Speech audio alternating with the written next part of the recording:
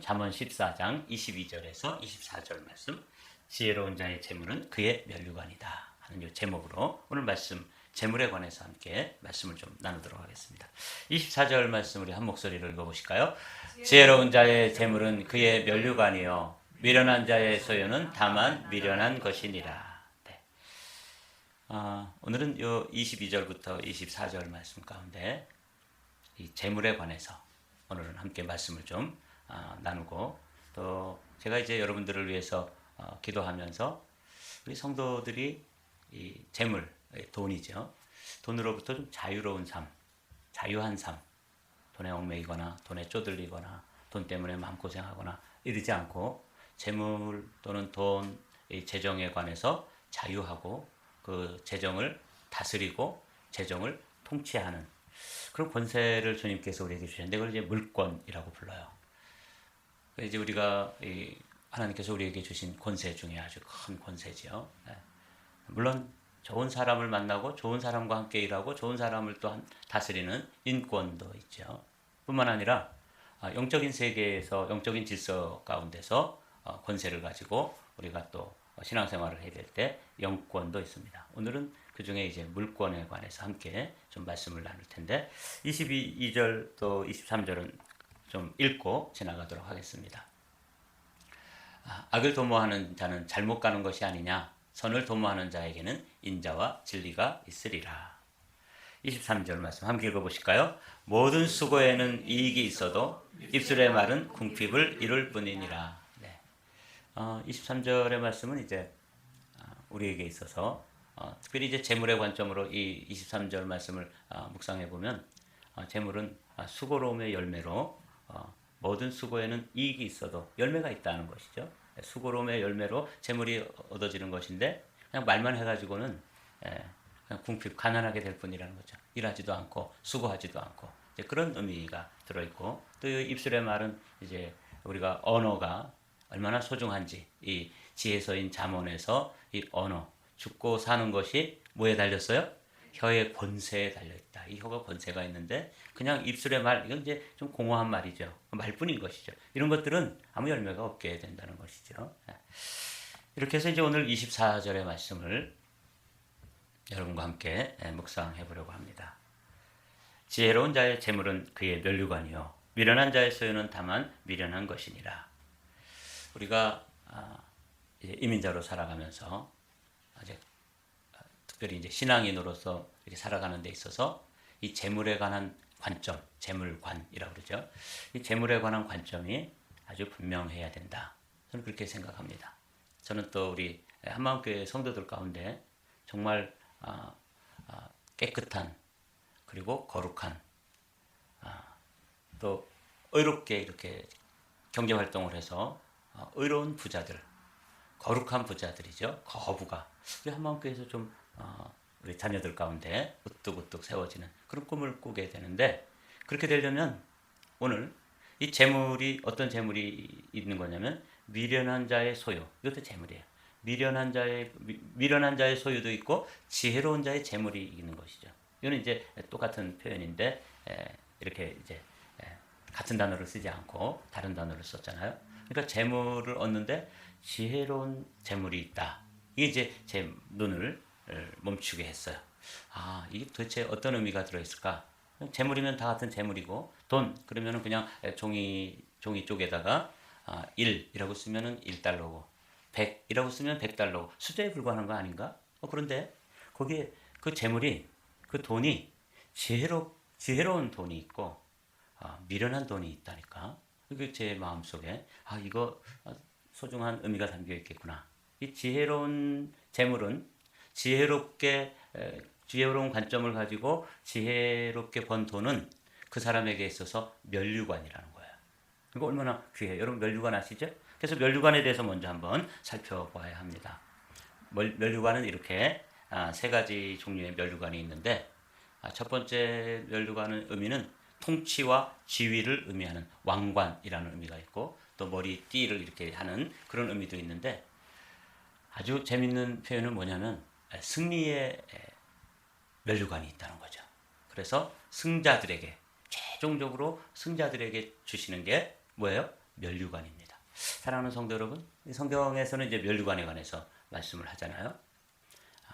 사도 바울도 내가 선한 싸움을 싸우고 달려갈 길을 다 달리고 이제 후로는 나를 위해서 그 의로운 재판장이 의의 면류관을 예비하셨을 것이다.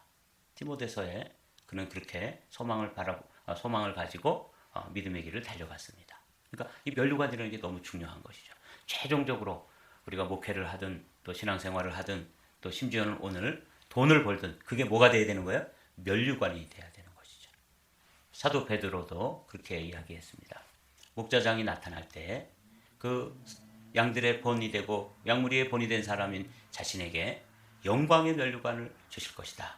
그래서 목자장이신 자신에게 양을 맡기신 그 예수님 앞에 갔을 때 그는 영광의 면류관을 받아 쓰는 거야. 이제 승리한 사람들에게 주시는 승리의 월계관이고, 그리고 왕적 권세를 가진 왕권을 가진 그런 의미가 들어있고, 이런 그 의미가 이제 면류관인데, 우리가 이제 경제 활동을 해서 열심히 일을 했는데 그 번 재물이, 그 번 돈이 우리에게 있어서 뭐가 된다는 거예요? 면류관이 된다는 거야. 그 사람의 인생에 있어서 그 사람을 빛나게 하고 영화롭게 해주고 이렇게 하는 게 이제 영광의 면류관이잖아요. 사도 요한 같은 이는 어떤 면류관을 바라봤어요?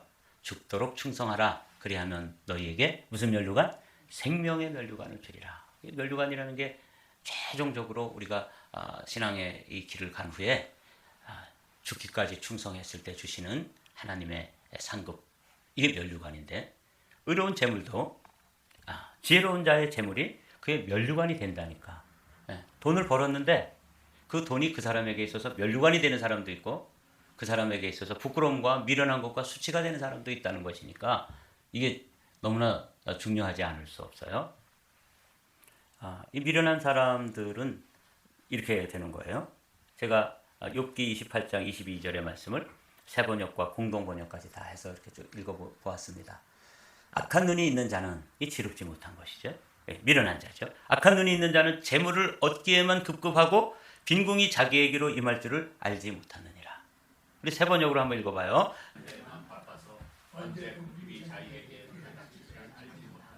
네, 그렇죠. 우리가 제가 늘 말씀드리듯이 돈을 쫓아가는 사람이 있고 돈이 쫓아오는 사람이 있어요. 돈을 쫓아가면 돈이 도망가 버립니다. 그런데 우리가 이런 물권, 영적 권세 중에 물권을 가지고 돈을 잘 다스리고 의로운 방법으로 벌고 그리고 선한 방법으로 사용하고 이렇게 해서 잘 다스리면 돈이 우리에게 와서 무릎 꿇고 우리를 섬겨주고 우리를 따라오고 우리를 쫓아오고, 그래서 우리가 재물을 다스리면서 재물에 관한 자유를 가지고 신앙생활도 하고 이민자의 삶을 살아갈 수 있는데, 많은 경우에 이렇게 욕심쟁이는 언제 가난이 들이닥칠지도 모르고 재산 모으기에만 급급하다. 이 급급해도 어느새 그냥 마치 모래를 이렇게 웅킨 것처럼, 바람을 잡는 것처럼 쑥 빠져나가고 마는 거예요. 최근 들어서 제가 아주 흥미로운 강의를 하나 들었습니다. 여러분도 혹시 이분을 아시나요? 제가 이분을 소개하려는 건 아닙니다. 김승호라고 하는 이민자로서 아주 크게 성공을 하신 분입니다. 근데 이분이 책을 썼어요. 이제 두 가지 책을 썼는데, 하나는 돈의 속성, 제가 아직 읽어보지를 못했습니다. 관심 가지고, 또 사장학, 사장이 되는 것에 대해서 이분이 많은 기업인들을 가르치는, 사장을 가르치는 사장이라고 자기를 소개해요. 근데 제가 그분 강의를 들어보니까 아주 철학이 있어요. 그분이 이제 그 사람들에게 이 재정에 관해서 돈을 버는 것, 돈을 많이 벌고 싶은 게 모든 사람들의 어떤 공통된 소원 아닙니까? 그런데 그냥 일확천금을 어떻게 해서 벌어라 이런 걸 가르치는 게 아니라 돈에 관한 철학을 가르치더라고요. 그래서 제가 흥미롭게 들었습니다. 그 중에서도 이제 그분이 작은 돈을 소중히 여기지 않는 사람은 큰 돈을 다루지 못합니다. 이렇게 이제 이야기하더라고요. 이 이야기는 제가 언젠가 이 샘스 클럽, 또 월마트, 샘 월튼이라고 하는 그이가 이제 쓴 책을 이렇게 초장을 펼치니까 어느 기자가 그 샘 월튼에게 질문을 했습니다.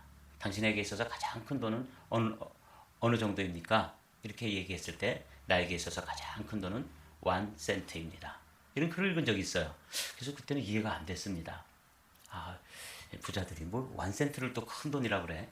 근데 이제 이 김승호 회장도 사람들에게 강의를 할 때 이 페니가 모여서 이제 큰 부를 이루게 되는 가장 기초 단위가 1센트인데 이걸 소중히 여기지 않는 사람에게는 돈들이 모여오지 않는다는 거야. 그러면서 저도 한번 돌아봤어요.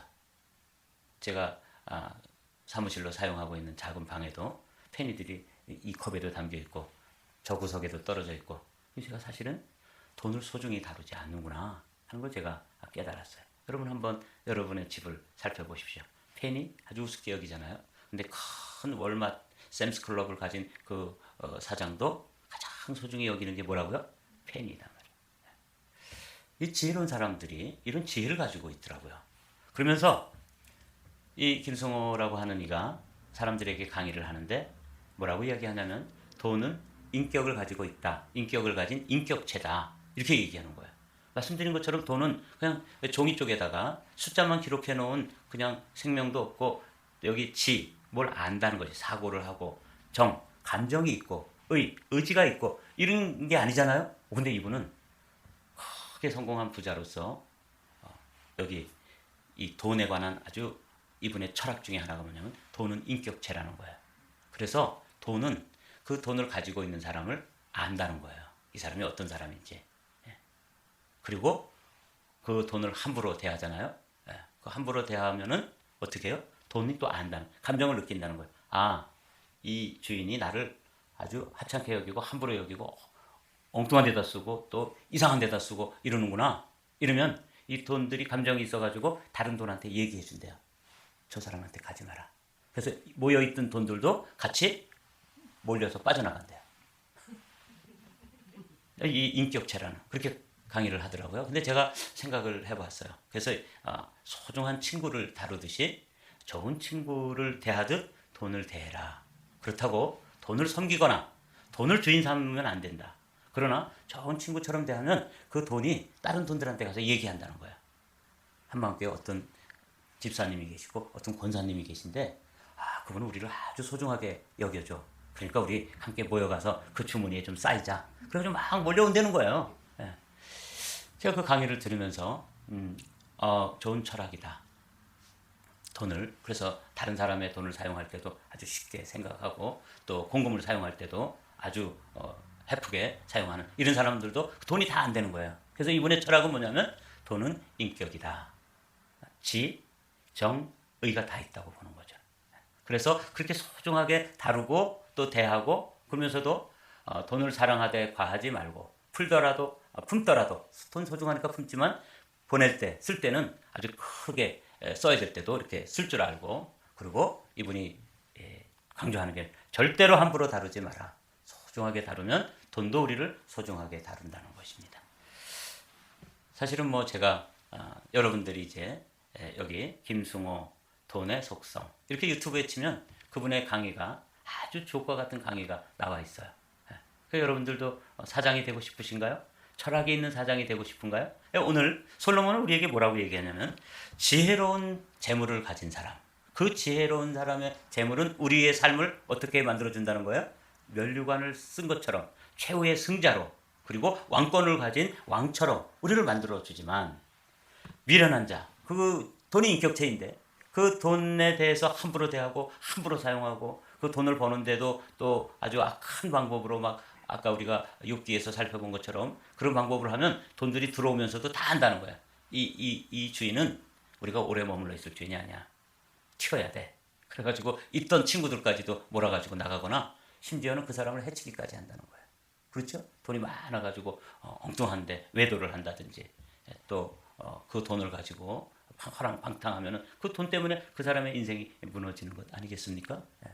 오늘 솔로몬은 큰 부를 소유해본 뭐 김승호 회장 같은 사람과는 비교가 되지 않는 당시에 어마어마한 재물을 가지고 있었던 사람으로서 그 사람이 우리에게 뭐라고 얘기했냐면 재물이 있는데 미련한 재물이 있고 지혜로운 자의 재물이 있다. 방점이 어디에 있냐면 재물에 있는 것도 아니고 면류관에 있는 것도 아니고 어디에 있는 거예요? 지혜에 있는 거예요. 지혜가 무엇입니까? 여호와를 경외하는 것이 지혜의 근본이다. 그렇죠? 그러니까 우리가 이 재물에 관해서 이민자로 살아가면서 여러분들이 이제 이 재물 때문에 마음고생도 하시고 재물이 여러분들 주머니에 들어왔다가 갑자기 막 떼거지로 몰려나가기도 하고 때를 몰려오기도 하고 그러잖아요. 제가 여러분 새벽마다 기도하는 게 뭐죠? 동서남북으로부터 기도의 사람들이 몰려올지어다. 그랬더니 어제는 뜬금없이 또 최 장로님이 와서 함께 기도하시고 새벽을 깨우시더니 오늘 아침에는 또 저 생각지도 못한 우리 송 목사님이 떡하니 와서 앉아가지고 함께 기도로 동력하는 거 여러분 이 말에 권세가 있다는 거 아세요? 네. 돈에도 그렇다. 돈이 인격체예요. 그래서 돈에 대해서 여러분들이 하나의 관점을 가져야 되는데 솔로몬은 우리에게 이 재물 중에서 아주 소중한 재물은 뭐냐면 지혜로운 자의 재물이 되어야 된다는 거예요.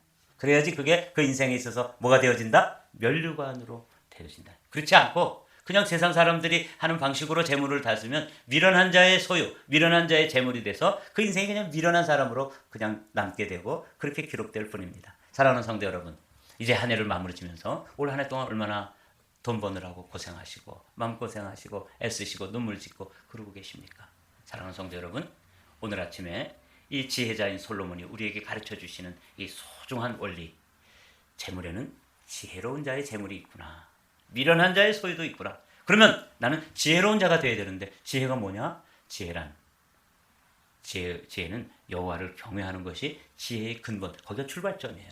하나님을 두렵고 떨리는 마음으로 그분을 주인으로 그분이 내 인생의 주인이고 재물이 내 인생의 주인이 아니라는 것이 분명한 믿음의 관점으로 서 있어야 되는 것이죠. 사랑하는 성도 여러분, 오늘 이 14장 24절의 말씀을 여러분들이 두 번째 줄까지 외우기가 힘들면 여러분의 이 요즘 연세가 들어가시면서 우리가 이제 자꾸 기억력이 약해지잖아요. 그러면 맨 첫 줄이라도 외우시자고요. 한번 외워보실까요? 시작. 지혜로운 자의 재물은 그의 면류관이요. 이게 면류관이구나. 그래서 우리 한마음교회 성도들은 지혜로운 재물을 소유해서 정말 그 인생이 하나님 앞에서 그리고 사람들 앞에서 면류관을 쓴 것처럼 권세 있는 믿음의 권세자들이 되시기를 주님의 이름으로 축복합니다.